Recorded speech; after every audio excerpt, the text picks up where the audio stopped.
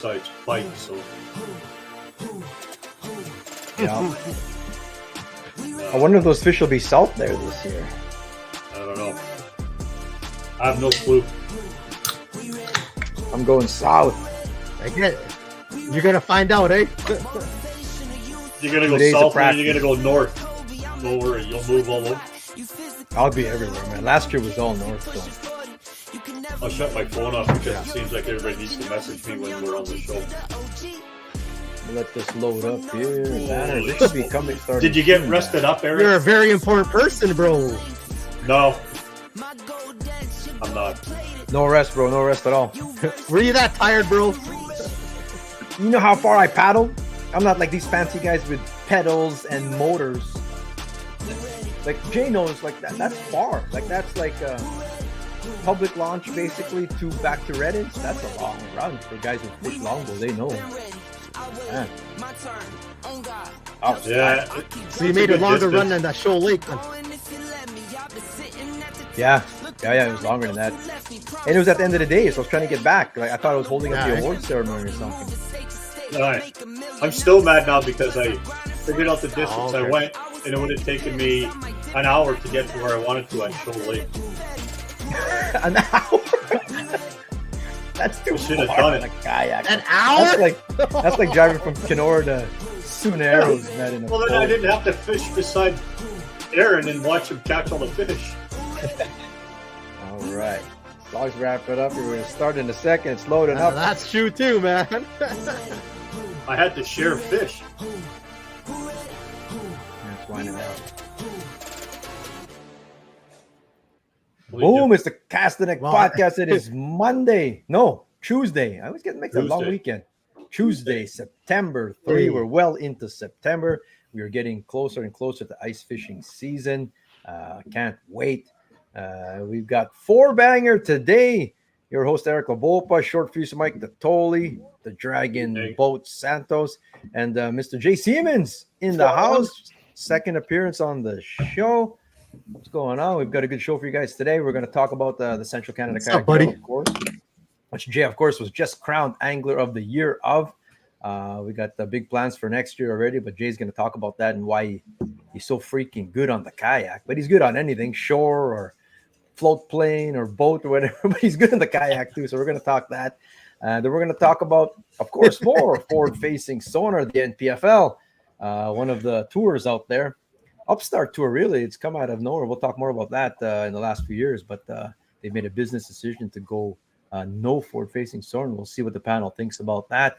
We've got some awesome beasts of the week. We're going to give away some crazy prize here. You look over my shoulder. We've got a Gussie signed jersey frame. Someone's getting that today. People who had the key for our fantasy Bassmaster fishing. There's 10 people. Actually, some people had multiple keys. So we'll do that today too. Thanks for joining us. We'll welcome Jay first. Interview Jay while I do these comments here, guys. Find out what Jay Siemens has been up to. Who is this guy? I don't even know who this guy is.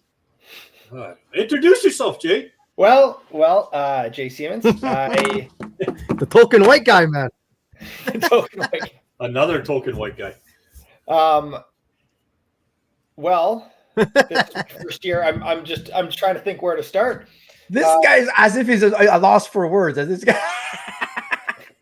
Well, with you three, I'm the quietest guy here, I think. No, I'm usually the quiet one. Yeah, but what you been up to? Like you're it seems like you're doing a million shit. The last thing I saw was Jack Links, bro. You're like Sasquatch. That's right up my. I don't know if they still use Sasquatch in their marketing. Talking to the Jack Links people, yeah. So I was thinking of dream sponsors, a couple years ago, and I would have said like Jack Links would have been a dream sponsor. And somehow the stars aligned, and now they're partnering on my content, so it's amazing. But I have been asking them. They have their Sasquatch, whatever, their guy in a costume that's in all their marketing stuff. But I was trying to get that costume. I was asking if I could borrow their mascot's costume for a shoot or something. I thought it'd be amazing to run around on Lake Winnipeg in the Sasquatch outfit, but they're like, no, we're pretty strict on policy on lending that thing out. So I'll wear them down eventually. So they still have it. They should just send them with you. Go fishing with them for a day. Well, I don't know if you guys remember the video I did a couple years ago where I dressed up like Santa at Balsam Bay and I gave out, some tackle and catch and cook and stuff. I think that, but with Sasquatch would be like, can you imagine just peeking into someone's shack and there's just a Sasquatch face there? Oh man. I'd be all over. You would get LeBooks going, man. He would be saying, "I told you guys, it's real." It's real. We'll talk about it, Chad. We'll talk about Boris. Very I don't know. There comments. I mean, Jay Siemens, of course, out of everyone would know.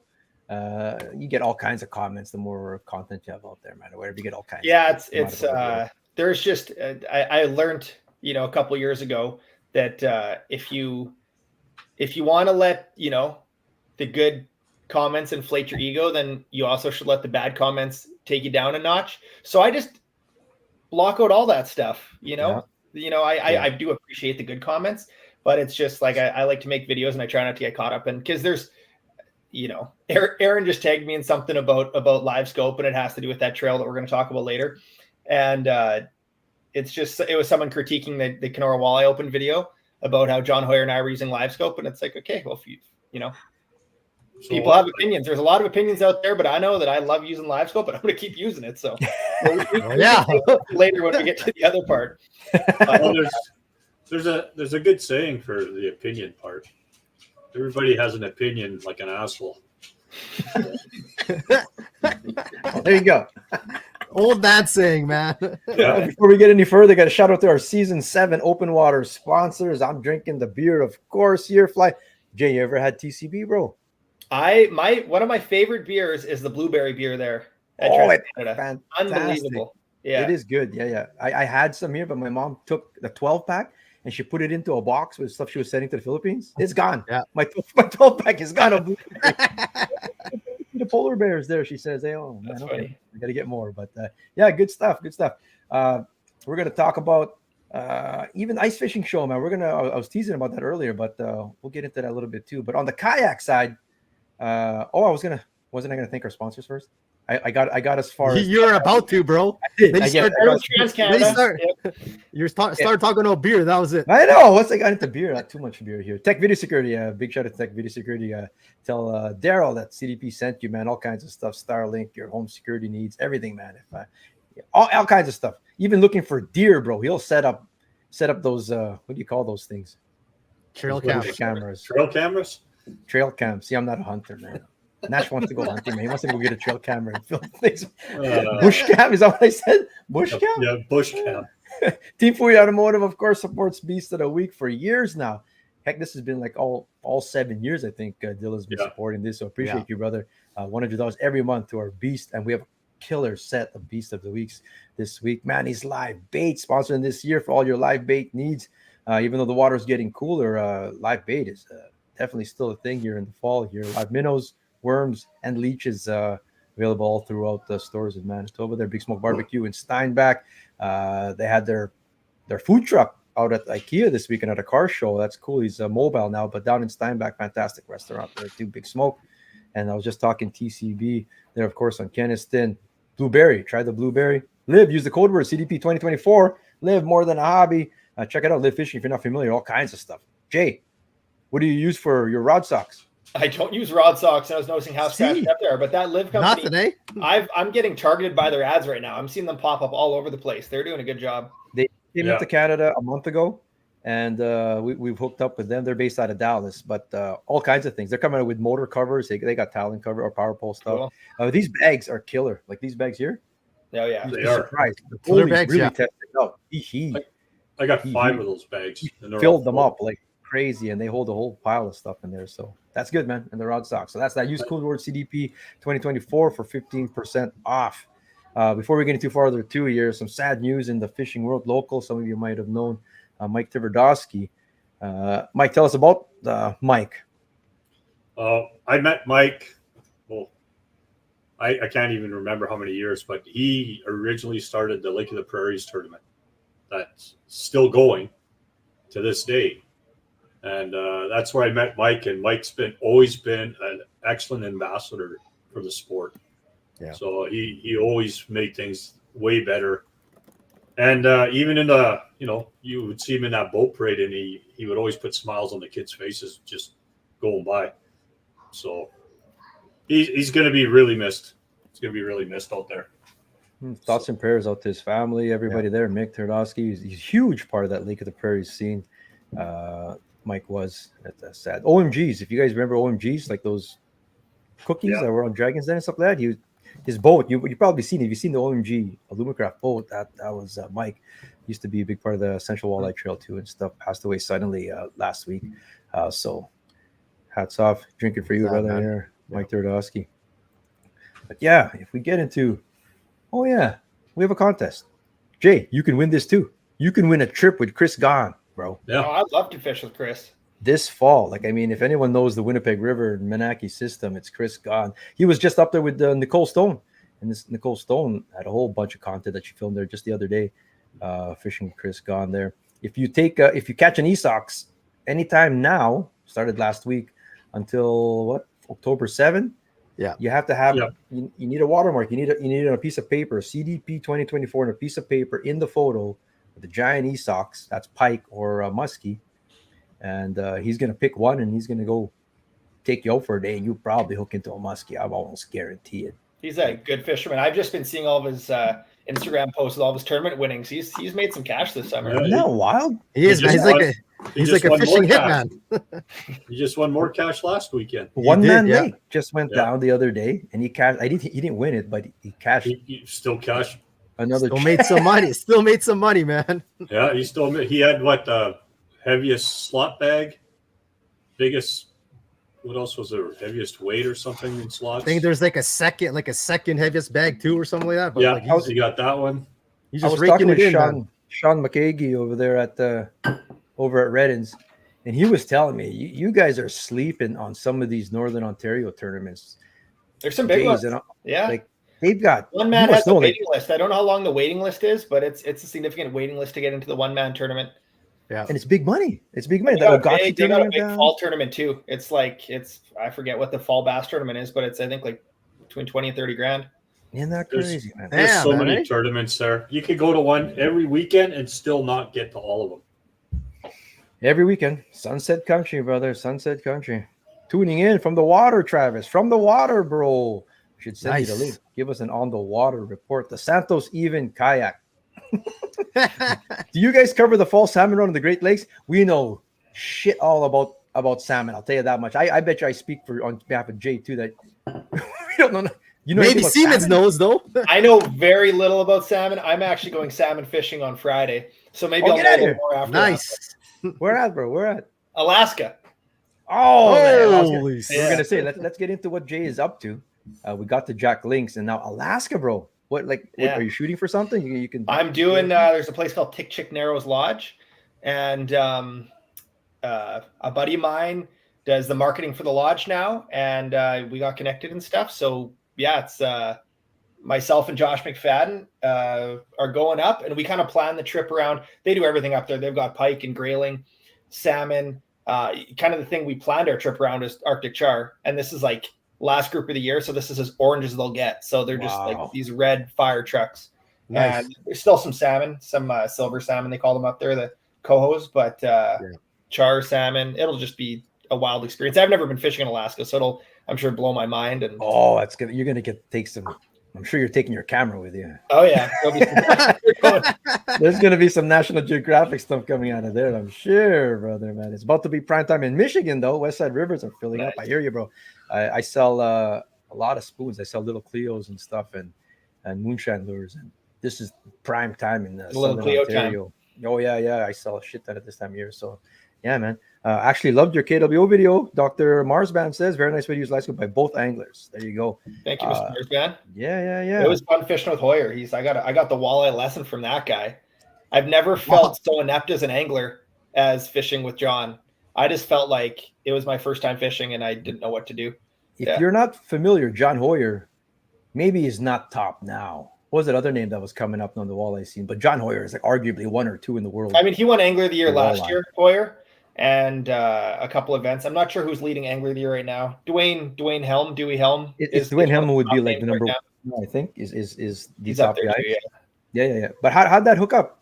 How do you know John from? Like he's I know Minnesota. John through a mutual friend in Minnesota, and we fished together probably seven years ago, sort of thing, on Mille Lacs, and kind of stayed in touch. And then he joined on an ice fishing trip, a couple ice fishing trips, and we stay in touch. But that guy lives on the road. He's on a crazy schedule. Like he is from shoot to tournament. Like he is a heck of an angler. Like he's probably top 3 of anglers I fished with. He's just on another level. Like how does he fish in the boat? That would blow our mind. Like what's something that you could tell us? Like what was different?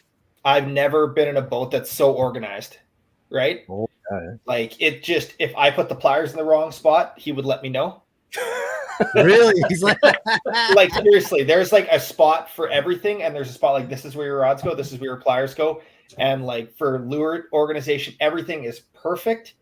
And yeah, I mean, but that's what you have to be, because he's so efficient, but also just the mechanics, like how he casts the lure, and depending on what the range is, obviously he's dialed in with his front-facing sonar, and the distance and how he casts, and just like the mechanics of it, right? Obviously there's the variables of finding the fish, but all the mechanics he has down to a science. Like if he sees a fish on live scope, he doesn't miss a cast, which is one like of the key things. Yeah, he's like, I was watching you guys because you're fishing, right? You know, I saw you guys like briefly at Welcome Channel. Remember when you guys were coming through there? Yeah, I waved you guys through, whatever. Because these guys are coming quick, bro. I'm gonna get out of the way for these guys because I don't want to hold them up. I think they're gonna be late. I thought you guys were gonna be late for weigh-in. Then you guys ended up fishing another spot or whatever. Holy shit! Well, it's like John's like, if you sit in the back, you'll gain a mile an hour. So all of a sudden, I'm like wiggling to the back, like holding on for dear life. And he's like, "Don't put that in the video." I'm like, "Oh, it's fine." But I bet you is casting, like anyone who uses forward facing, like if it's 30 feet, 60 feet, whatever, 25 feet, is he like pinpoint, like where it's dropping on top?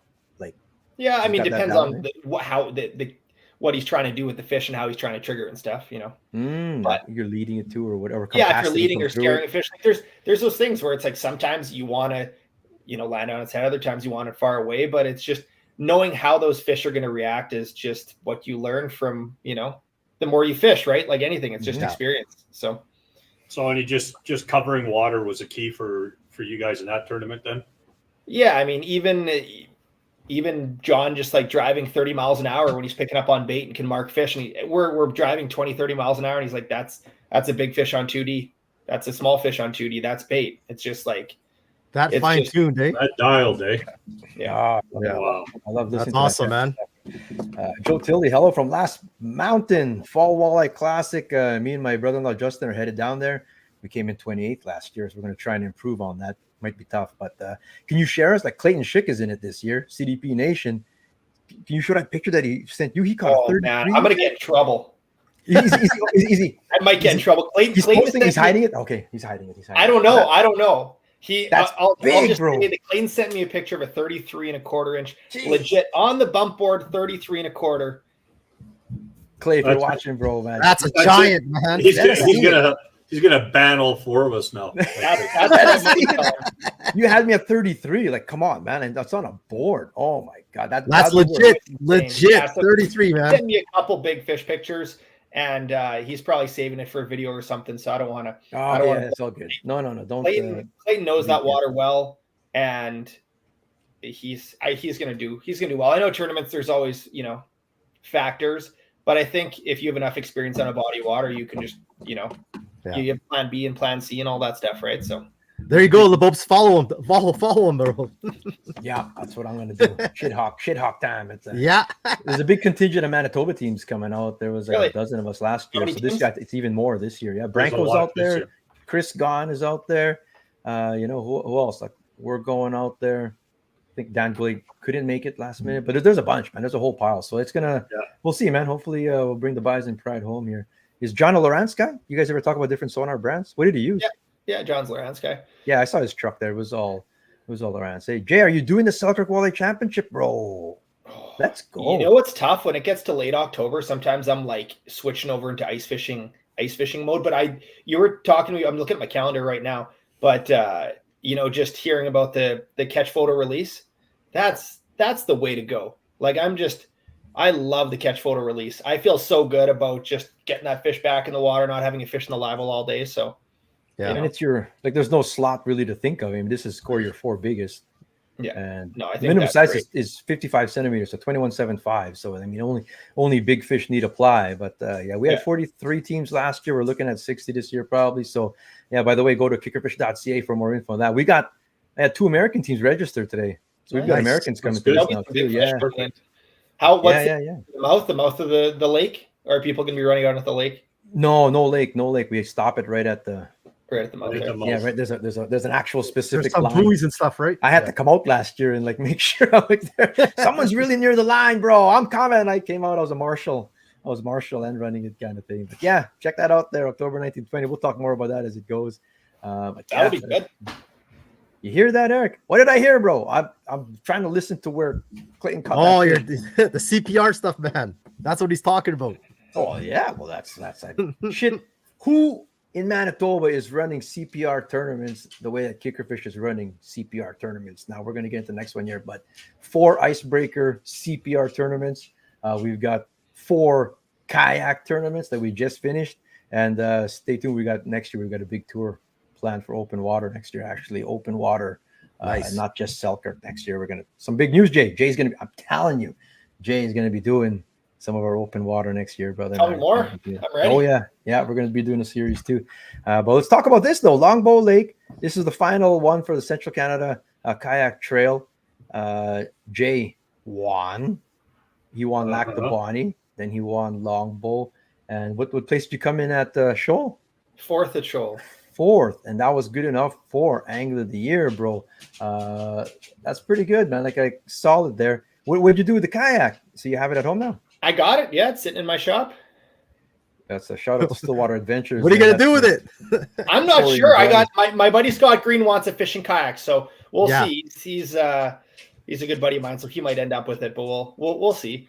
Are you an old town? You're still Old Town guy. I'm an Old Town guy, but Yeah, it's a beautiful kayak. Like I don't know, it's just amazing how you can stand and fish in these things and they feel so stable. And I don't know. Yeah. Did any of you guys fall to your kayak this tour? No, No casualties? Santos. no casualties. Oh, I Not during the tour, but I. It was after the tournament. Yeah. Aren't you gonna go scuba dive for his stuff or Well, something? yeah, that's another discussion. Yeah, we can talk about that. Yeah, there'll be a video eventually of me looking for Santos's gear. Nice.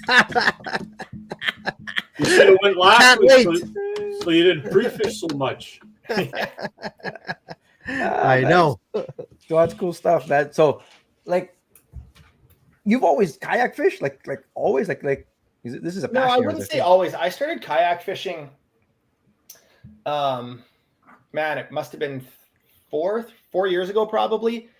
When moving to Kenora, I was like, you can get your boat into a lot of lakes. You can get your big boat, the Alumacraft, to get into a lot of lakes, but you can get into more lakes with a kayak. And for me, I love getting into lakes that nobody fishes, right? So the kayak all of a sudden was like, I don't need a trailer. I can get it into any lake. There's pretty much access to 95% of the lakes around here.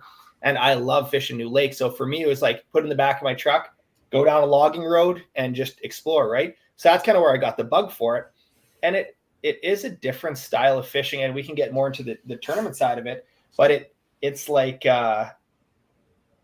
maybe this is a broader example, but it's almost like what fly fishing is to conventional gear, kayak fishing is to fishing out of your boat. Like the decision making is way different. How you're going to fish spots, how you're going to approach them, how you're going to use the wind to your advantage. But like you're not ripping from one end of the lake to the other in a kayak like you are in a 200 horse Mercury, right? Yeah. So for me, it's like a lot of trolling, a lot of picking a part of the lake and dedicating yourself to it. So I mean, my strategy in the 3 tournaments I fished, I missed the Pelican one. I was gone up north for that. But of all 3 tournaments, I didn't spend much time beyond traveling to my initial spot. Once I was in my initial spot, I kind of stayed camped out because it's like you have these precious few hours.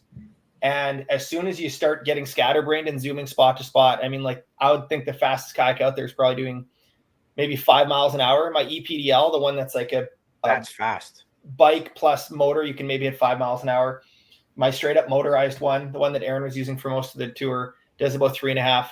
So it's like you have to make your decisions on where to go. And for Lac de Bonnie, I had some guidance from Aaron, and Aaron and I started in the same area, and he kind of split halfway through the day. And I said, well, I've caught a couple fish here, so I'm just going to camp out the rest of the day.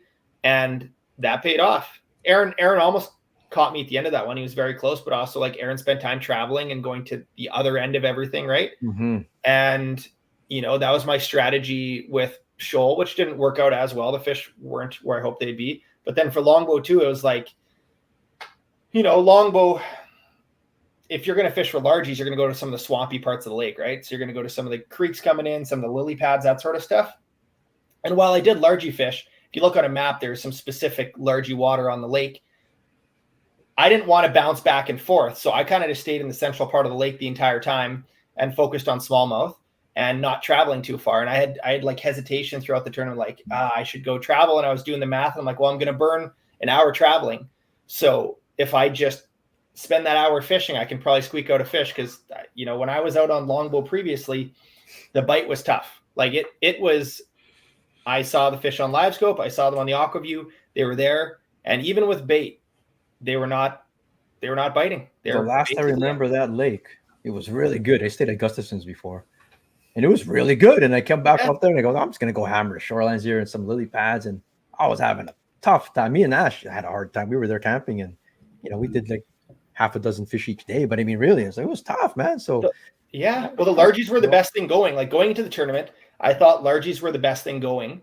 Yeah. But then I also thought, like, I think people are going to have a tough time catching walleyes. And I was saying to Aaron at the start of the tournament, I'm like, if you fill your limit, you're probably going to finish in the top 3. And it was nobody filled their limit. So I started. You didn't, yeah, that's right. I started walleye fishing, and like I'm trying to think how long it took for me to catch a walleye. But my first walleye was 14 and a quarter. And I'm like, well, I should measure it. It was just barely legal, but I'm like, well, it's a walleye. And I was surprised because I just knew how tough the walleye fishing had been there. So I measured it. And I'm like, okay, I got one fish. And then I spent the next hour and a half, and Nick and Aaron were starting in the same area as me. And if you guys didn't know for people watching that didn't know the dynamics, the Angler of the Year was your top 3 finishes. And Aaron had gotten second in each of the tournaments. Nick had gotten a third, a first, and a third, I think. Yeah. So based on how it all worked is there was still a chance for me to win Angler of the Year. I was fishing my third one, and I needed to get first, but Nick had to get at least a third. Yes. How the tiebreaker worked and everything. So I was just like, okay, Nick needs to bomb, and I need to beat both of them as well. But what I liked about the tournament is just the smack talk and everything. It was just a refreshing take on tournaments, right? Like there's just, and we're going to get into it. The politics in tournaments right now, it's draining. And that's the reason why I don't fish more tournaments. Like I love tournaments, but there's just a few factors. You're really hard on your gear. It often involves, a good amount of travel and more pre-fish. They're multi-day tournaments. What I liked about the kayak tournament is low entry fee, 1-day tournament, and it just felt refreshing. It was something different. The camaraderie at the boat ramp and stuff, everybody's hanging out. And if there was a 10-minute delay because I forget what it was, putting the drone up or something else, I think getting the Starlink set up at Shoal Lake, it's like, hey, we'll all wrap off 15 minutes later. And that was good. That's the amount of competition I like, or I like doing like YouTube competitions with my buddies. And I like KWO and KBI, but I find myself just being such an emotional roller coaster. And these tournaments, I guess you could say it's easy to say that because I did well in them. But I mean, even if I didn't do well, it was just like a good vibe with everybody. And it was just fun seeing you guys and everybody else and for people getting into tournaments too. So I kind of got sidetracked there, but fishing beside Nick and Aaron after I caught that small walleye, we're all hanging out and chatting and it feels intense, but it's also just like we're buddies fishing and having some fun competition. I've told a lot of people that this is like my first real year of actually getting out kayaking, kayak fishing. And I've told people that it is a different sport. And when you made that analogy of like from fly fishing to conventional fishing, it really is that different, man. Like the kayak fishing is a different sport. Like you're like one with the water. You're so low to the water, and there's so many different aspects of it. And you can like sneak up. I was on a laydown, like I was on top of fish. Me and the fish are looking eye to eye at each other or whatever. Like I've never been able to do it in my boat because I hit that rope. Like I crash into things or whatever. But you could just float up on top of a fish like in a lily pad. Yeah. like I've never had a blow up. Yeah. I've been like shit my pants from blow ups before, right? Sometimes you get startled or whatever. But like I've had blow ups like right by that. Like at Shoal Lake, I had a maybe like a 35-inch pike run into the kayak, like they hit the popper, like crash. Yeah, and the kayak actually moved. Like you're like right there, like which is so cool, man. It's just I like it, man. Like I'm gonna go pick up another kayak next year. If you got one for sale, I'm gonna. He has one for sale, bro. He does. I just put my order in for a kayak. So. Oh, you did it? Yeah. What are you getting now, brother? I'm getting a native. Nice. There you go. How long? Like a 10-footer? Like another 12. 10-footer? Come on, look at how much crap I carry. It's got to be 12 for crying out loud. The other part I was going to say that I like about kayak fishing is how you bring less gear. You know, like it makes you. For the longbow tournament, I took more gear than I'd taken for any of them because I was like, I might do largies, might do smallies, might do wallet. But typically, it makes you put all your tackle in 2 or 3 trays, a couple rods, and it just changes your approach. The one thing what you can I didn't bring, I needed for walleyes. Is that how it always is, though? Yeah, I was supposed to bring my jigging wraps, and I left them. I forgot them. Hey. Out of all the things you brought so many things that you don't use. I do that a lot. I pack all kinds of stuff and then I just use one swim bait on a quarter-ounce jig and never change it. I bet you in the first hour and a half, I got like a cup holder. It was full of plastics already. The first you went through that many, eh? Yeah. Well, I'm throwing everything. Like it's like, come on. And then I've gone through all my rods twice. That's because he's forward-facing sonar. He can see if he's getting rejected and stuff, right? I have no clue, man. I'm blind, man. Blind. I was. You know what? For largie fishing, though, it's like for largie fishing that they were. That's on the way there, though. I was trying to fish. I even fished the reef. I fished the reef out there, a couple of them, because I found them in the boat. No such luck or whatever. You know, if I had live bait, but it's a whole different It's a whole different aspect when you're kayak fishing. I like you, Eric. This is my first time ever doing it, and honestly, I love it, man. Yeah, I never thought I would. But I think you love it because you're not spending money on fuel, you cheap. Well, I mean that is one of the points, though, right? Yeah, it is. It's less money. Good boats are 6 figures. You want a tournament boat. The barrier to entry is a lot less, right? Like you don't need a trailer, you don't need a truck, right? So I started with a 12-foot aluminum. You know, people can start with a kayak too, but you can get into. I think the fish do act differently. Like I think you can sneak up on fish in ways that you can't sneak up on fish in boats, and they both have their pros and cons. But I love doing it all, right? That's why I love fly fishing and ice fishing and everything. And now kayak fishing is it's cool because it's and it's interesting to see how it's growing. Because when I post a YouTube video, I can see how people find the video, and kayak fishing is becoming an incredibly popular search term. It's a fast growing sport. They say ice fishing is one of the fastest growing, but kayak fishing it's amazing to see. I mean, we've got a kayak trail, and if you would ask me how's the kayak trail going to do 3-4 years ago, because somebody asked me that. I think someone from the Western Canadian Kayak Trail reached out to me, and I kind of thought, I'm like, I don't know how it would do, but what was the average between 18 and 22 anglers per? This is what it was, for each one. Yeah, we got a good base of a couple dozen anglers, really. There was 36 altogether that did at least one from all 3 provinces in Central Canada, which was great. I got like all kinds of people mentioning that they want to go get a kayak now. I mean, just because of watching. It helps, like you're doing videos and Uncuts doing videos and stuff like that.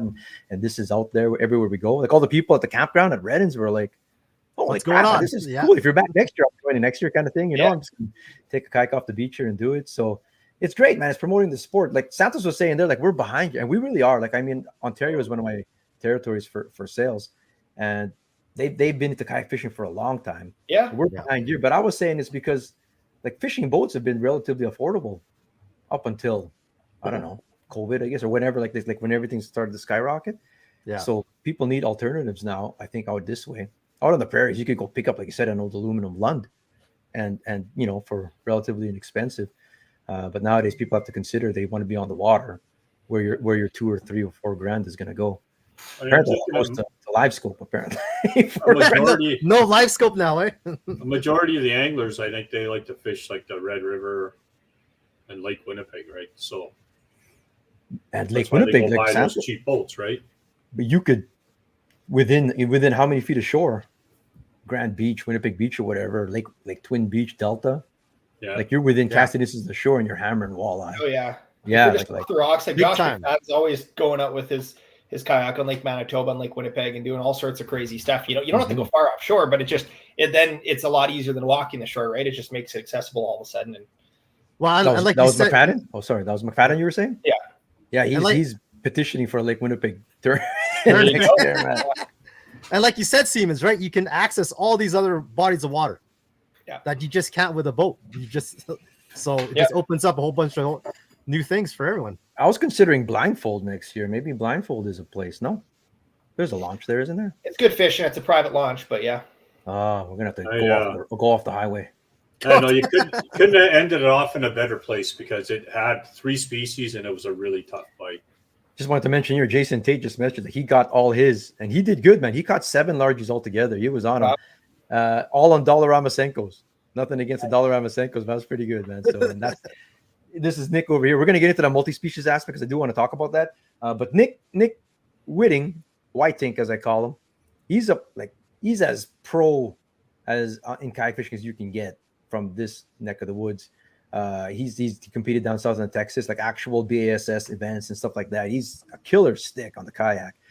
He was the one who he was the impetus behind this whole thing. And he said, man, he was like, remember Mike, and over the winters, I want to meet with you guys. I think you guys, we met with him this several times. I want it to happen. He ran a tournament last fall on a tester tournament, almost like there was a dozen of them that went out on Royal, and make it happen, man. You could do it. Remember, Mike, I wasn't gonna. I go, I'm not. Well, here's the thing. We all give thanks to Eric for making the trail, but we have to thank Nick for pushing us to do a trail. He was adamant. Adamant. It was his idea, man. So busy, man. You know how busy I am to do stuff or whatever. I have so many things. And then now I'm like, holy shit, this is top of mind right now. Right? I'm all over the kayak stuff. Man. This is it. So, nice work. It was funny because we said, okay, Nick, so what do you want to do? I just want to fish. I just want you guys to run with the idea. That's it. If I start something, man, I'm going, man. So we're going hard on it. Next year, Jay, the winner is going to go to the Nationals. I heard something about that. Yeah. Now we're getting sanctioned. Cool. Central Canada is going to get sanctioned by Kayak Fishing Canada. And that'd be cool. We're sending our rep to national. That's cool, man. That's awesome, man. That's really cool, man. Well, I had heard a while back that if fishing were to become an Olympic sport, it would be kayak fishing because there needs to be some manpower aspect to it. Exactly. Fishing used to be in the Olympics. I did some Googling of it, and I back in the day I think it was carp fishing or something like that match fishing where they got the little, spots on shore. But who knows? It's just cool to see it on a bigger level and just something different, right? Wow. Yeah. So multi-species, Aaron's been in my ear for 5-6 years about running a multi-species tournament. He's all about, the ESOX and all that kind of stuff or whatever, and you name it. And this is the first time delving into one. We tried it out. Okay, let's do walleye and bass at this one. I've never done a multi-species. That brings even more strategy because not everyone's not just targeting. If you go by the science of it or whatever, what they're on. Say if we're all going after largies and that's a largie tournament, we have an idea of where they are that week kind of thing. But this one had where you start, you could see third place was all largies, second place Aaron was all walleye. You were a mix of both, and everyone had to figure out what they wanted to do. I like that aspect. That's cool, man. What was your you said you were going to start on walleye first, then go bass. I got that small walleye, and then as soon as I caught my next one was a 25 and a half. When I hooked it, I'm like, this is a big fish. Everything that was leading up to it, the way that I saw it, and the way it interacted with my lure and ate it, I was just like, I think this is a walleye, but it feels really big if it's a walleye, right? And then when it comes up, there'll be a YouTube video coming out. We're working on editing it today already, but it comes up to the net, and I net it and just freaking out. I'm like, that's the type of fish you need because that one equals the weight of 2 bass, basically, right? I don't know what it calculated to, probably 6 pounds, a 25 and a half. And I was like, man, I want to upgrade that 14 and a half inch walleye, but I need to go bass fishing. So. Yeah. I tried to go for walleyes right off the hop. First spot, 3 pike, so I got out of there. Second spot, couldn't get them to go. Yeah. What if I add pike to it? Let's add pike to it next time. Add pike now to it.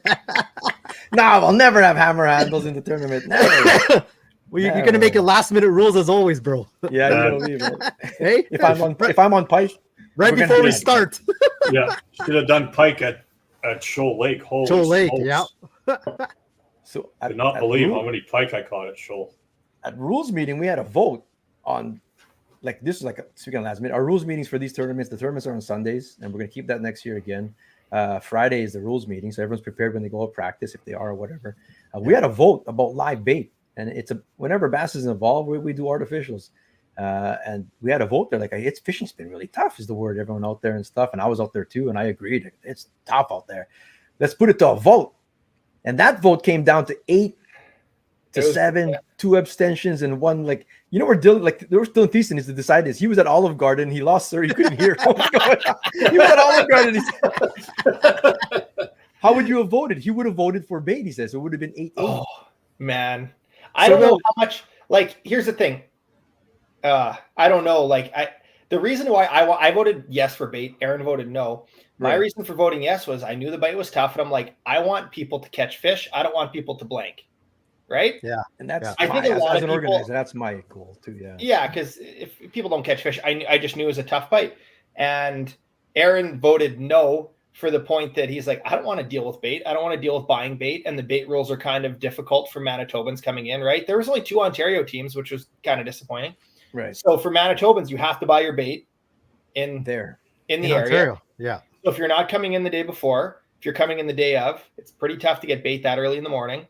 So it's like, I get it. It's a hassle. Then all of a sudden you're storing it on the boat. You're dealing with it. I would say in general, I don't know about you guys, but I would say most of the teams spent most of their time bass fishing. Yeah. Right? I think. It was, yeah. If I had to see, yeah. The reason I went to no bait, one was it was just, okay, I'm thinking it is a tough bite and it is a championship. So whoever wins it is going to have to do their work. Earn it.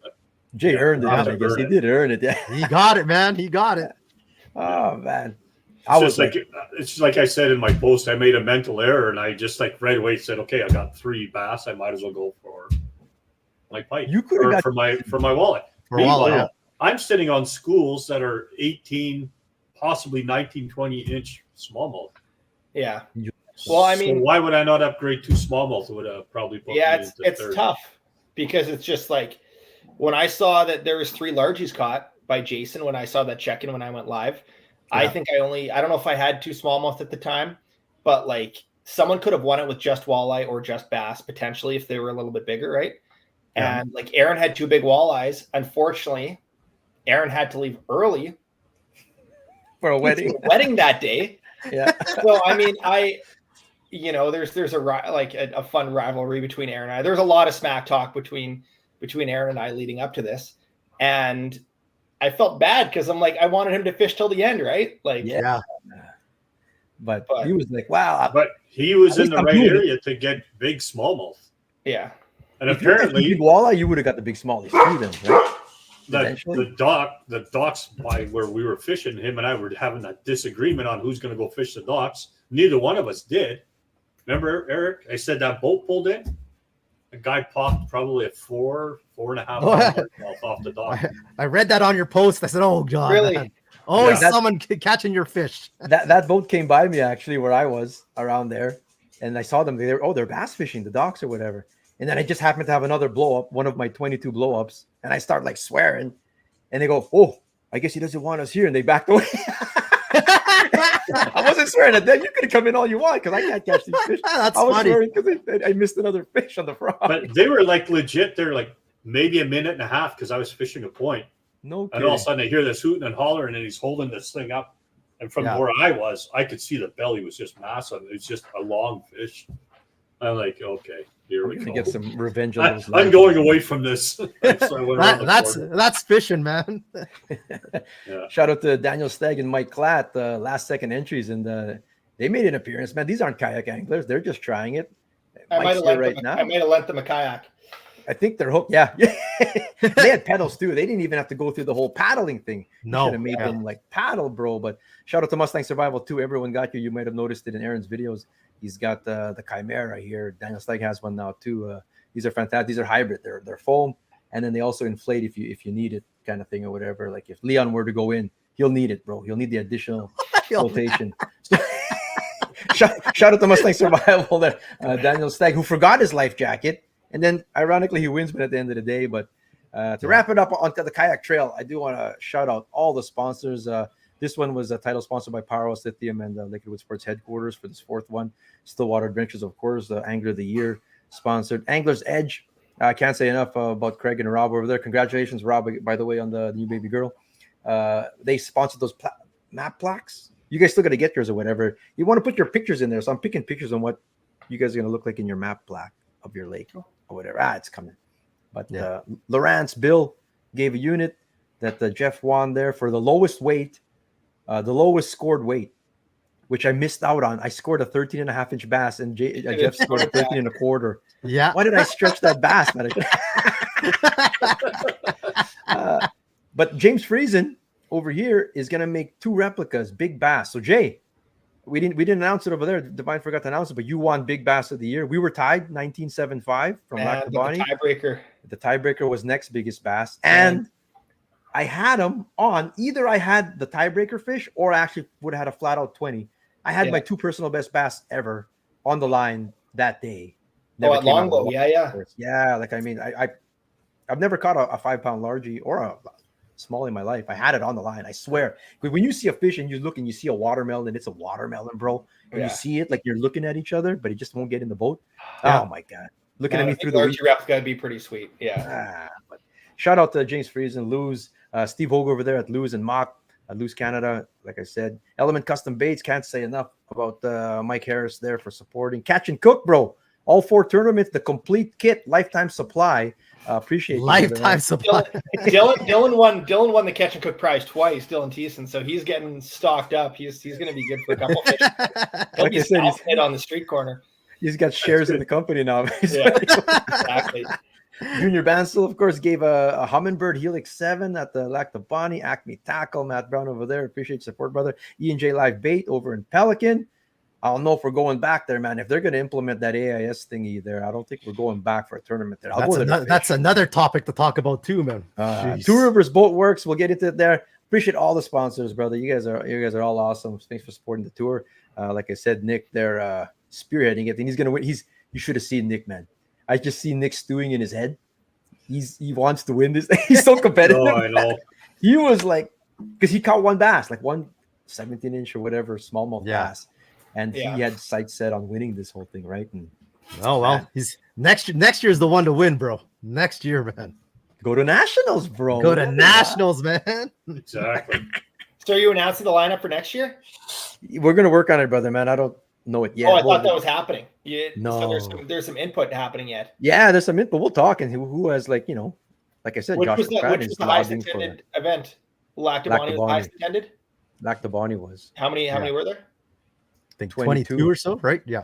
Yeah, Pelican had 20 registered. 2 guys, like just family stuff that just last minute I gave their money back to. They go, I understand if you don't give her money back. And I go, nah, shit, man. I'm not, if you're not in the tournament, I'm not talking about give your money back or whatever. Yeah. But yeah, I mean, there's a lot of Westman anglers though, kayak anglers. The Western Canada Kayak Trail is an awesome tour, and they it's have just a lot finding of a lake out that way to go to. Finding a lake is the one that will welcome us is the thing, I wonder Jake how Lepke would do. Jake Lepke in the house. If you're just joining us, that's Jay Siemens in the house here. We're going 4-way here. Mike Shortfuse, Jeremy Santos, Jay Siemens. We're talking about we just talked about the kayak trail and all about kayak fishing. If you're not into it, man, get into it. Watch the video. I think Jay's got it. You're editing a video right now for that one. One coming out. Yeah. It's nice. coming. It's like I don't know. It was a great tour. Thank you for putting it on, and just it was something different, something new, right? Not everybody has a boat and wants to do $800 entry fees. And I mean, my personal thought is let's drop the entry fee even lower and try to get more people. I don't know if $100 would get more people in, but I just remember the days of, some of the Manitoba Bass Angler tournaments that were $50, $75. And you're not making as much money, but it's just like, I don't know. Yeah. You get 40, 50 people signed up at $100, and that's pretty sweet. Yeah. I don't even think it's about the money. It's about bragging rights. Like there's more competition or in between each different groups of anglers, like between Eric and I, right? Yeah. Everyone's got their grudge match. Yourself and Aaron and Nick. Yeah. Santos doesn't count because he only shows up half the time. And Leon, we don't have to worry about. Oh, God. But you could win cash. Aaron had 4 second-place finishes. Like a bridesmaid the whole series. You think he took down like $3,500 altogether that he paid? That's crazy, man, right? Yeah. So that's pretty good. He's like the Buffalo Bills. and he doesn't own a kayak. And he doesn't own a kayak. No. Wait. Okay, we're talking strategy. Okay. Jay, you took away the power kayak from him. Yeah, we didn't talk about this. I told Aaron, I said, if you're leading angler of the year going to the last event, I might take the motorized kayak back. You did. He didn't take me seriously. He didn't take me seriously. I drove out. I wasn't necessarily planning. I was planning to fish Longbow, and I didn't know about the other events. I was like on the fence about Lac de Bonnie, and Aaron's like, "Hey, if you come lend me a kayak, drive it out to Lac de Bonnie, I'll tell you where to fish." Right. So Aaron told me where to fish. And it worked. That fact. And it worked out. We both started in the same area. Right. So I brought the kayak to Aaron and I said, you can keep it for the summer, but I might take it back for the last event just because I knew that, spot locking and anchoring and stuff would be important. So. No, I love that, man. It takes it away. Aaron said, that's awesome. Jay means business. Aaron, you took the kayak back. That's awesome. I texted him probably 4 times telling him, "Hey, Aaron, I'm taking the autopilot back." And he just thought I was joking. I'm like, "Hey, Aaron, I'm taking the autopilot back." Finally, I'm like, "Aaron, this is not a joke. I'm taking the autopilot back. I still have a kayak for you." Yeah. Oh man, that's funny, dude. That's awesome. You can call me a jerk, but I mean, he wouldn't have fished any of the tournaments if I didn't lend him one. So it all worked out. So it's strategy, man. That's what it is. You won. It worked. You gotta come out next year. Do one, do two, do all of them. Whatever we do, or even just an excursion. We're gonna do more excursions next year and stuff like that. You gotta come out. Like Simpson said, it's about the camaraderie. It's great, man. Like that Shoal Lake one. Because a lot of times we had like different launch points that you can go, so people can access different parts of the lake. But Shoal Lake, we had one access point. That was wild, man. I love that. Some drone footage that I haven't. I have drone footage from that I haven't shared yet. But some pretty cool shots of the sunrise and everybody taking off, and it was cool. Santos showed me the Hobie Championship in Europe there, and that was cool. They had like maybe 70 kayaks. It's crazy, man. Yeah. We're gonna get. Is there a way? Is there a way you can see my screen? Is there a way we can share it? I just want to show you guys this picture from the blast off. If you hit present, I think there's a word present at the bottom there, yeah, and then share screen. Should be able while he's doing that, we need to thank everybody at the back end, like Divine. Gotta thank Divine, man. Yeah. I sort of volunteered for helping Divine, and then Callie on the last one. Yeah, no, appreciate it. Callie, yes. Thanks so much, and they're going like hats off to the ladies. They went live. And what did we talk about? They just talk, and they were talking for like hours and doing stuff and showing red ends off and stuff. So hats off. But yeah, Divine, that's, oh my God, man. Like either I was gonna Waymaster it, but I want to fish it. You would have been tortured, man. You would have been dying, brother. These are 4 Sundays that she was giving up there, but they could be at the Birdsville Park at the beach or something. So I can't thank her enough. So that's awesome there, brother. No, good job, Divine.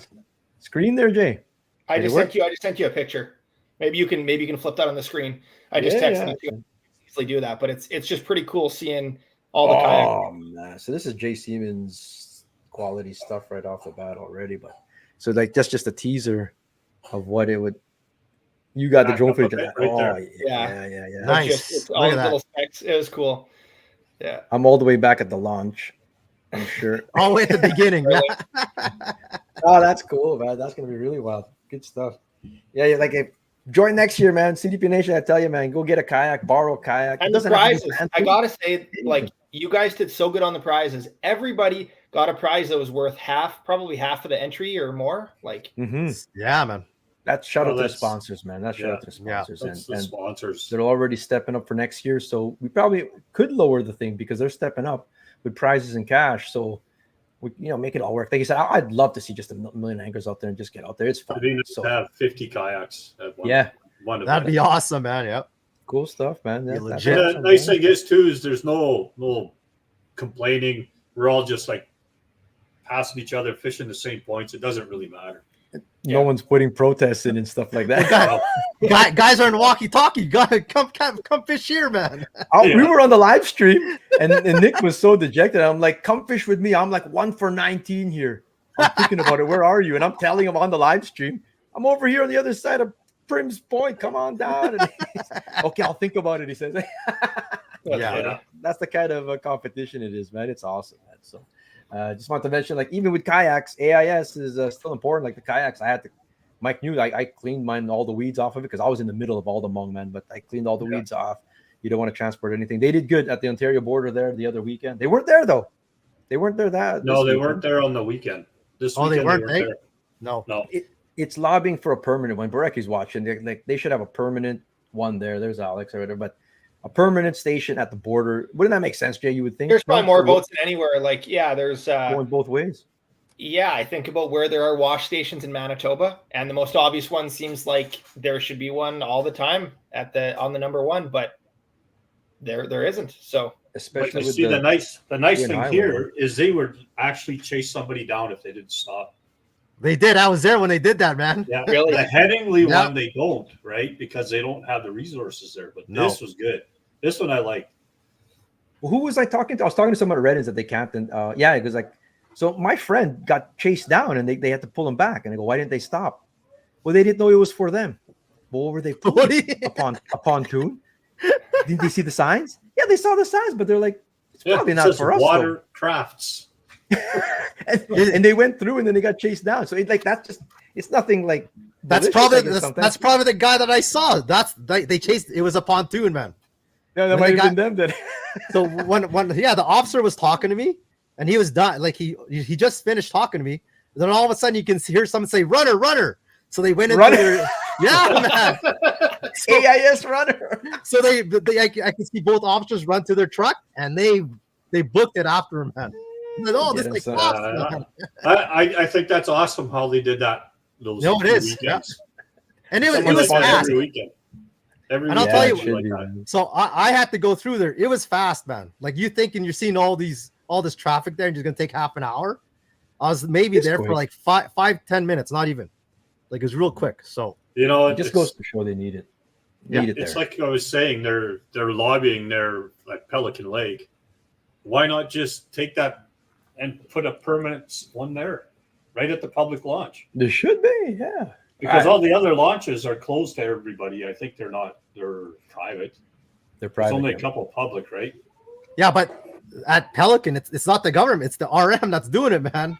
I know, but that's the problem. To only allowing you to fish from certain amount of times and then charging already cabin owners $100 for the season, and they can't take their boat out anywhere. Come back, it's another $40, $50. Caden says there's an AS check just off Highway 1 at Falcon Lake turnoff, but not enforced, so no one stops, unfortunately.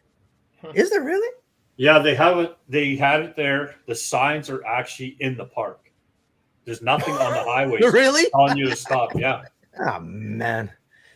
All right, Pelican Lake will be fun. That's September 8th. September 8th. If you're a stakeholder or anything invested in the area in the net there at Pelican Lake, go to that meeting 10 a.m. Sunday, September 8th. It'll be very interesting if they put that through there. You can see there's news on it and stuff like that. I gotta ask, do you guys know how that works? Like, if the RM is doing it, can they just do whatever they want, or can the people actually vote and turn that down? Oh, you can. Is there a vote or no? Voice your opinion. Yeah, it's got to be passed, but I think it's just anybody that pays the taxes on that lake or anywhere around there should be able to have a vote on it. Because from the post reading on Facebook, it seems like majority are saying it's absolute bullshit. So if it passes, man, that's like you're telling me they could do whatever they want, even if the people there say no. It's interesting. I don't know, right? Well, Aaron knows all about reeves and municipalities and stuff. That kind of local politics. They can blackball you if they want to. It's just local politics or whatever. But getting to something else that's hot button. Breaking news. Let's talk about this. We've been talking about this for the past couple of years on here, but the National Professional Fishing League, which is cool. There's a lot of names that we don't know, but there's like John Cox, for example, fishes there, and a lot of people they have big entries. It's $5,000 to enter these things, just like on the elites and stuff like that. So, but they put the decision now to ban no real time sonar forward facing for next year. I think I did some reading on this to just get up to speed on it. Yeah. Mhm. And when you say real time sonar, with any graph you have, a Hummingbird, a Garmin, whatever, Lowrance, you've got that RTS screen on the side, which is real time sonar. Exactly. And it's like that's real time. A Vexlar, a Markham is real time. So all of a sudden, it's just like you're not getting the same cone angle. You're not getting 135 degrees. But it's just like it's just interesting for them to draw the line there. Yeah. When there's a million places to draw the line. But So, it's, and I guess they're still allowing 360. yeah, right? and Hummingbird's the only one with that technology. So I just find that whole thing very interesting, and I just can't imagine it helping their brand. Like I hadn't really heard too much about this league, and I just can't. Like now, somebody made some posts. It's like, oh, now they're being talked about. But is this going to get more people to sign up? I don't know. Anyone I know that's on the cutting edge and a hardcore fisherman is embracing the technology. It's the people that can't embrace it. Yeah. It's a business decision is what it is. I mean, they have to try and stand out some way, they're third tier league kind of thing. I mean, I've been following the past couple years. They do good. They do a live stream.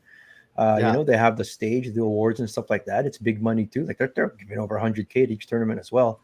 But this is a business decision, man. How are we going to stick out the play? This debate is 50-50. And so a lot of the people that watch it, they like watching it because they're actually watching people constantly fishing instead of looking at their sonar. Well, but there's a meme that I've seen, and it's people fishing without live scope and people fishing with live scope, and it's a picture of the guy's backside, and you see him standing there casting, and now it's like, okay, here's the guy fishing with live scope, and it looks exactly the same except his head is tilted slightly down. You're just seeing his rear end, and it's just like, the one paragraph that stuck out was like, the hopes of banning live scope is going to make it so it's not just like one or two techniques being used. And it's like, then I'm thinking to the longbow tournament, and it's like live scope was allowed, but I tried every technique possible, and I was largely fishing in shallow. Obviously there's multi-species, but it's just like, I find myself when the fish weren't biting on longbow, I'm trying more techniques because they're not biting. It's just, I don't know. It's like you said, it's a business move. They're trying to stand out, and they probably have more traffic to their website now than they've had in the last 6 months. So, well, yeah, I was just gonna say that your point right there, like, Eric, you're into it, and you've heard about it, but this is the first time I've ever heard about these guys, man. What? The first time on the show, bro. Not this league. Because of John Cox, NPFL. Wow, we talked. I've never. That just honestly, Samples is asleep half the show anyway. No, bro. Come pull on, back man. the clip. Let's see the replay. Hear me talking about it. Email. You know what though? They're not even like that.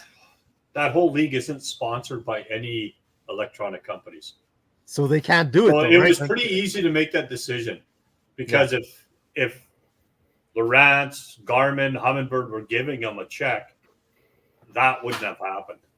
Yeah. It was great that I saw Randy Blockett was one of the first things. He's got right away. I'd love to see that they're breaking ground on being like whatever, like they're like the best league now. But so now, if old heads or whoever you are, kind of thing, if there's a league now for you, if you want, it's a flipping frogging kind of league or whatever, no forward facing sonar, there's a league for you to join now. And I don't know, but my prediction is that some of these old heads still won't shoot to the top of the standings. No, they won't.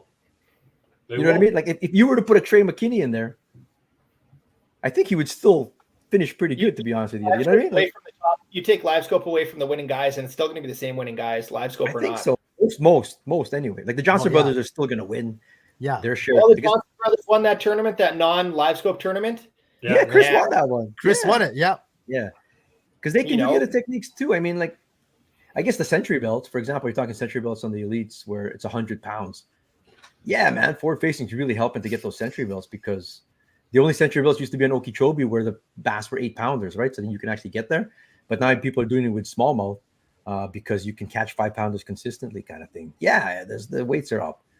But as far as like if people are just going to go whatever rules are put in, like whatever the rules are, we decided at longbow to put live baiting, then that's the rules you're going by. So then you go by it. If we did only one species, that's what it is, and you just go, and the best anglers win that day, kind of thing, or that week.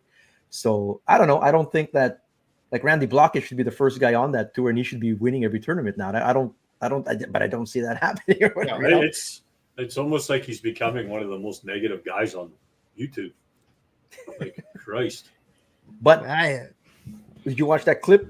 Like I didn't have enough time to make clips or whatever, but Milliken had a clip there because he gave us some insight on the elites meetings. Yeah, and there was I don't want to say the wrong names, but I think it was Cody Meyer.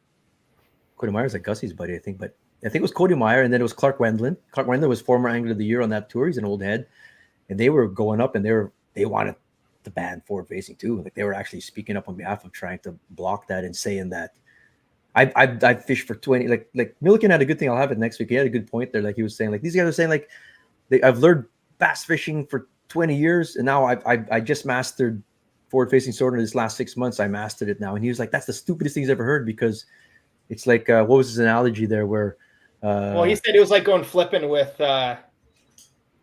Yeah, like if I flip, he's like, oh, I went flipping like Hackney now, but he's like these guys that say they mastered it, they're not winning tournaments all of a sudden, right? It's like, but how do you master it? He goes like, I went to go flipping for the first time. Like me, if I went frogging, it's like one of my first times frogging, for example, or whatever, and I caught a 5-pounder. All right, I've mastered frogging. What's next? Kind of thing. I'm the best. You know what I mean? Like. Yeah, it's you don't master it. I mean, you're still learning this forward facing as good as you guys are. I don't think you'll ever learn. You're not mastering it, so completely. You'll never learn that completely. Oh yeah, look at that, Santos. Leon's been a big NFL player for 27 years now. Where you been, bro? If you don't like the rules, don't participate. That's just what it is, man. Like, well, I don't understand. It seems like they're going backwards, right? Because you're taking away technology. Technology's advancing everything. Like, why? I mean, it's not like it's putting fish in your boat automatically. I don't think they're going backwards. Right? They're just trying to. I think they're going to try to go after the people that don't want to use forward facing. It's a business thing, bro. That's all it is, man. Now there's a tour. Like there's going to be guys that are just breaking into the bass fishing world that can't afford all the forward facing sonar. Yeah, so that's a league for them to start in. No, that's not it, bro. The entry fee is like $5 grand. Who's gonna? So that's not it. That's not. They just want to fish the way that they want to fish. People are gonna pre-fish with live scope, and then they're gonna pull the live scope off. Yeah. It's true. Like, I mean, how long do you think this is gonna last? Like, I can't see that many joining. How long do you think this league's gonna last doing this? They said their anglers are all gonna come. The anglers that are on it are gonna come back. Well, how many? Like, where are they gonna go? Like, they're pros on this tour. Yeah, you'd have to go qualify for the elites or whatever. So if you're already a pro in this tour, why would you give up your card? You know, so they'll still have them. They had their people who didn't want to do it too, but yeah, most of their anglers said whatever rules you put in place, we'll just go by, and that's that, man. And that's all that is to it. And down to our level, lower level, whether big tournaments here, KBI or small tournaments or whatever rules are put into place. Either fish it or not. Yeah, if you like it, you do it. You don't like it, then you don't. Just go fun fishing. Yeah, just go fun fishing. Yeah. An issue. Colton's caught less fish this season trying to learn how to use the FFS. It takes skill to use. The old heads that can hardly use their cell phones are just mad they can't read the screen. Man, there's times this season with my live scope where I've spent like half an hour trying to catch a fish, and I finally get it to bite, and it's a sucker. And I'm just like, we did, yeah. I'm just, and it's not like you just cast in front of the fish and they just instantly bite. Like people that think that have not fished with live scope before, because it just some of the comparisons I see are just laughable when people compare it to spotlighting deer, and it's just like, well, the difference with fishing is the fish still has to bite. So it's just like, yes, I can find the fish. Yeah, is it even going to bite? And this season I've wasted so much time on these fish, and you learn stuff, but yeah, I don't know. It's just like the more accurate hunting analogy would be like using a scope. You know what I mean? Like that's a more where you see it. Yeah. I've shut mine off a couple times this year because I just got pissed off, so I just shut it off. I did. You spend so much time staring at the screen that you've burnt how much time looking at it. Yeah. Well, and because you're So not I just fishing, shut you're it not off and I fishing go as do much, something right? else. Yeah. Well, Last Mountain is this weekend. Big tournament in Saskatchewan. I think it's 168 teams. Doug Kramer runs a great event there. I'll be out there like a bunch of Manitobans. I'll be using my active target. Justin's gonna have his live scope on the boat. We're gonna have we had Ian Water on here, and like, how do you do it, bro? Well, me and Mate have one each, and all right, Justin, we've got that. We got one each. Now what's next or whatever? Gotta get the lures to throw at it, ball head jig, I guess. I don't know. We're gonna try it, man, but we'll see what happens, kind of thing. If all else fails, I'm just going back to trolling reef runners, and that's that. I'll just no casting, eh? It's hard. Like, they are there in the morning. You can cast them in Yeah. points, but not the big enough ones, man. And it's a slot tournament. There are 2 big ones and 2 under 23 or something like that. Yeah. So you do got to get those other ones, but I'll have a good time there. You ever done that one, Jay? Like Last Mountain? I fished Last Mountain, but not any of the tournaments there. No. Saskatchewan has a big tournament. Yeah. They do. But yeah. Anyway, like Mike, give us a tip, Hey. bro. Give us a tip, bro. What's our tech video security tip of the week? I usually ask our guest or whatever, but we've had them blabbing the whole time. Right? Have some beer, bro. Have a sip of beer, kind of thing. Mike's gonna give us a tip here. It's just we're coming into that time of the year now where it's going to be raining a lot just before it starts to snow. So it's just opening up compartments to let stuff dry out. Like this one here, it's all because of just moisture. So save yourself a bit of money and some headaches throwing away stuff that smells moldy. Mm-hmm. Open up your compartments and let some air through there before you put the cover on it. Like even just a Even gap. if you have the cover on it, open The compartments, though, yeah. Yeah. But the compartments can. Oh yeah, if you have a cover, you can have them. Like maybe even just open a crack is Just fine. crack them open. That Yeah. helps out. Yeah. Like we all have a paddle that we don't use in our boat, so just slide them underneath the doors and keep them open. I cleaned my boat this afternoon. They're emptied stuff because I needed stuff. We were using Justin's boat.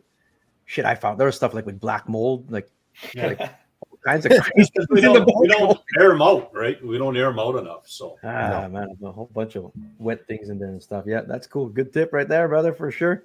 And then of course we're getting to the beast of the week.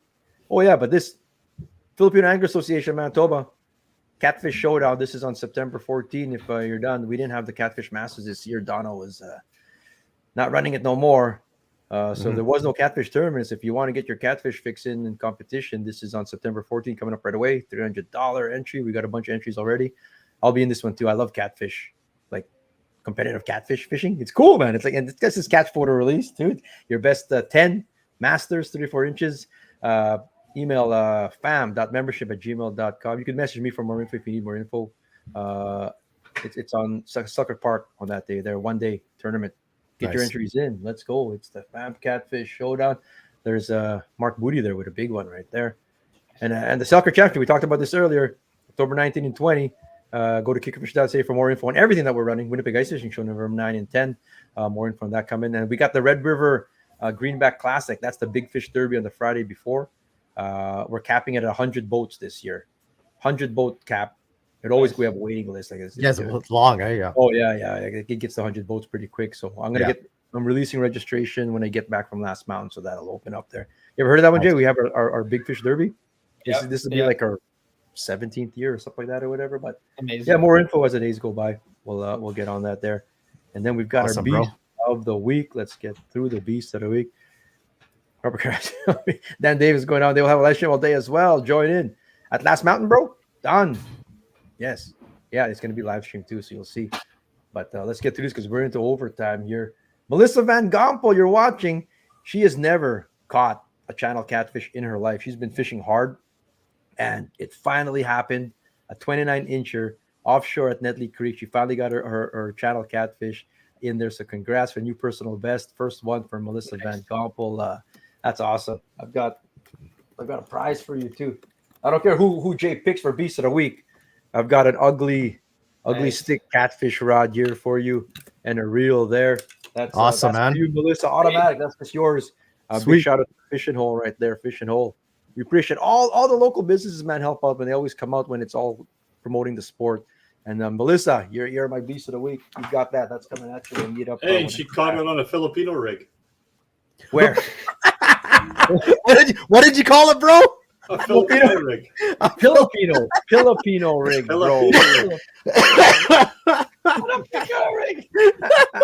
We don't know. We'll see you there, brother. So that's Melissa.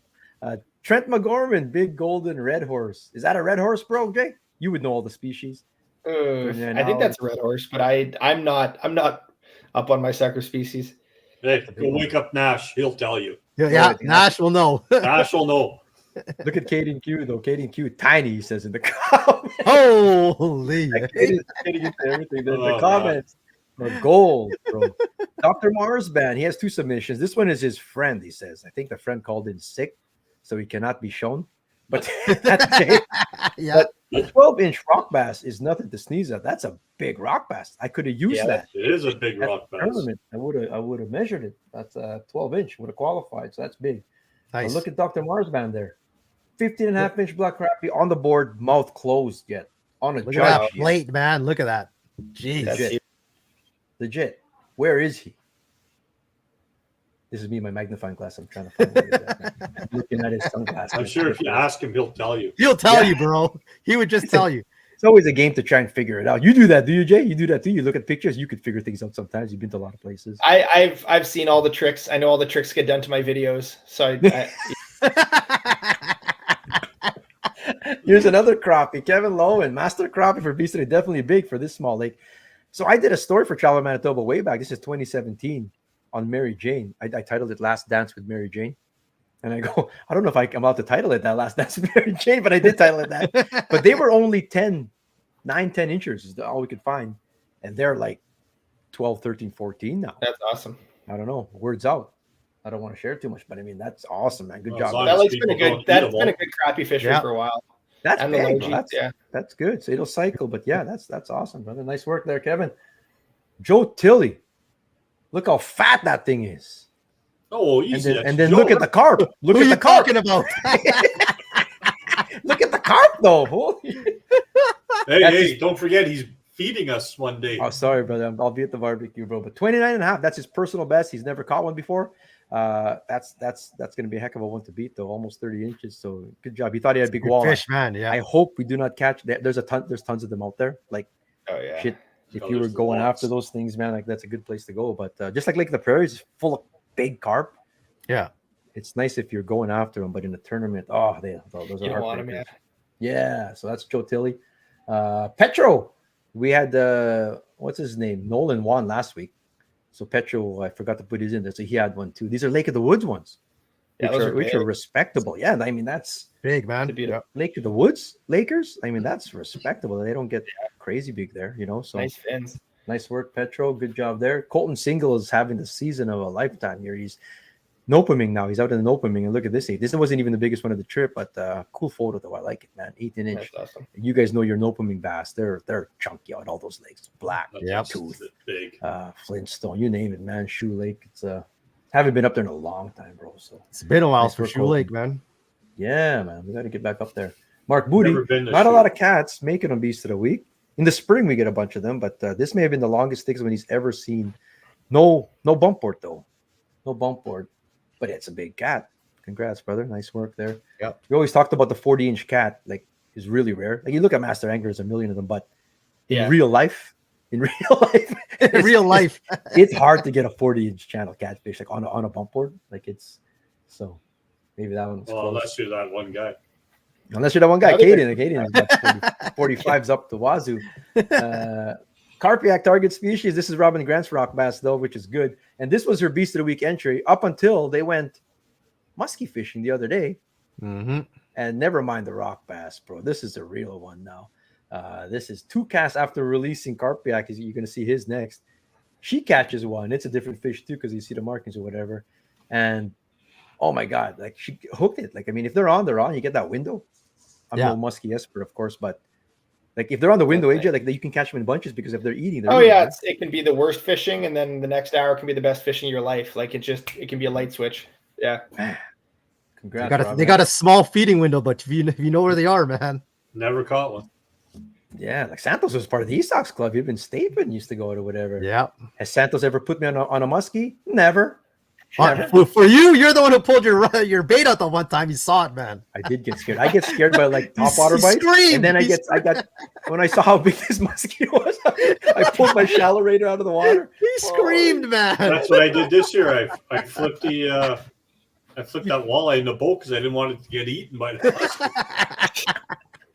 50-inch club, new personal best for Robert Carpiak. 50-incher, nice man, work, yep. bro. It's like, Woo! get the net. Like, get excited, eh? Like, if I'm yelling, get the net too, I'm like, it's like, you really got to get the net, man. Get the effing net. Only the third cast of the day. And like, you look back, like, you see like that, like this is like typical. Wow. Look at the marks on that, eh? Musky location. Yeah, looks like I got hit by a prop. Yeah. But I don't know what this trophy is, though. That's awesome, man. That's the Stanley Cup of beer. That, I'm sure. But he put like CDP 2024 in the photo, he would have been in the competitions for everybody out there. Big, small, doesn't matter what your fish is. If it's e-socks, get your photos and put them up on DocDoc or send it on the Instagram and tag us in there. And you'll be entered there. But that's our Beast of the Week challengers. What's your vote, Mike Natoli? I thought we're just leaving it up to Jay. Oh, it will be up to Jay, but you got to get your vote in. Look at Santos; he doesn't want any of the pressure there, right? No, whatever. I know. I like Colton's bass.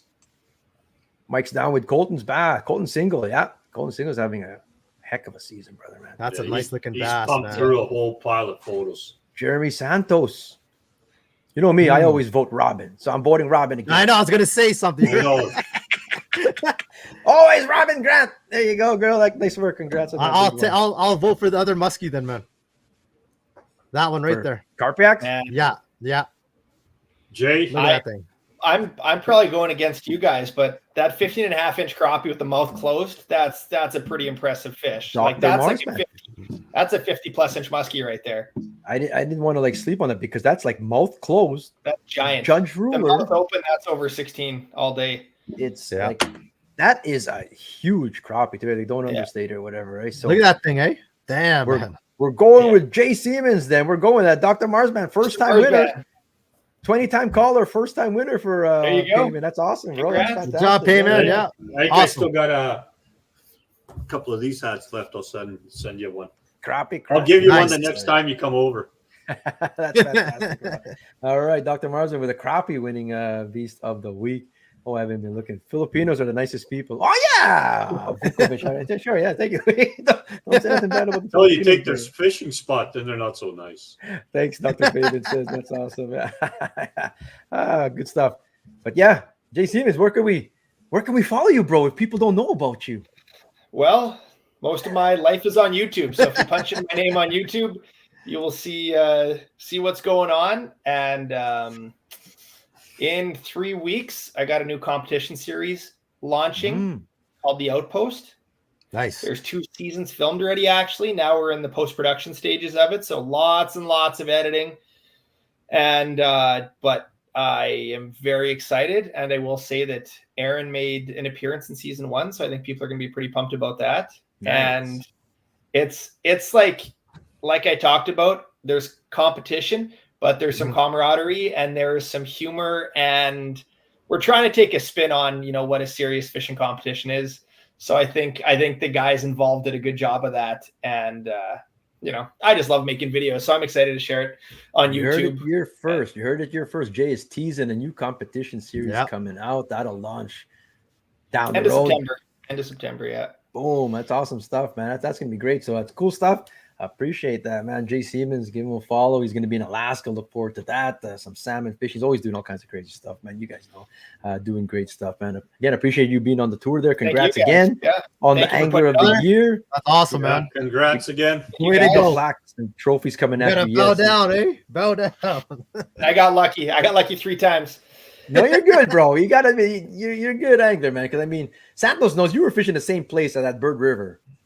He came out with one. We were beside each other. We're pretty close. Yeah. Yeah. So I know. You're good, bro. I gotta hand it to you, man. Good stuff there. Appreciate you. Always enjoy all your content, man. You're doing great stuff, man. Congrats on the family. Everything's going well and stuff like that. That's good, man. Thank you, guys. Living a dream, man. You're gonna be at the Winnipeg Ice Fishing Show this year again. We'll be at the Ice Fishing Show, and there might be a little premiere of another ice fishing video there. Eric and I were talking about. So let's go. Details on that, but the Ice Fishing Show is going to be good. It's going to be real good this year, and I'm excited to premiere. Well, I'll just say it here: season 2 of The Outpost. Boom! Nice. Yeah. You heard it here first again. It's going to premiere at the Winnipeg Ice Fishing Show. We're going to have a whole social and party and stuff like that. CDB Nation, I expect you all to come out full force for that. Tara's coming up for this one because he was messaging already. He's excited to come for his first ice fishing show at them. Oh man, he's coming. Yeah, you're gonna get Tara. Put him on stage, man. Put him on stage. He's gonna be in the fashion show, actually. All kinds of stuff. Winnipeg Ice Fishing Show coming up. But yeah, Jay Siemens, guys. appreciate you, brother, man. All of you out there watching, we appreciate you Yeah. guys. We'll see you guys next week, Monday. Back to the Monday time slot at 8:15.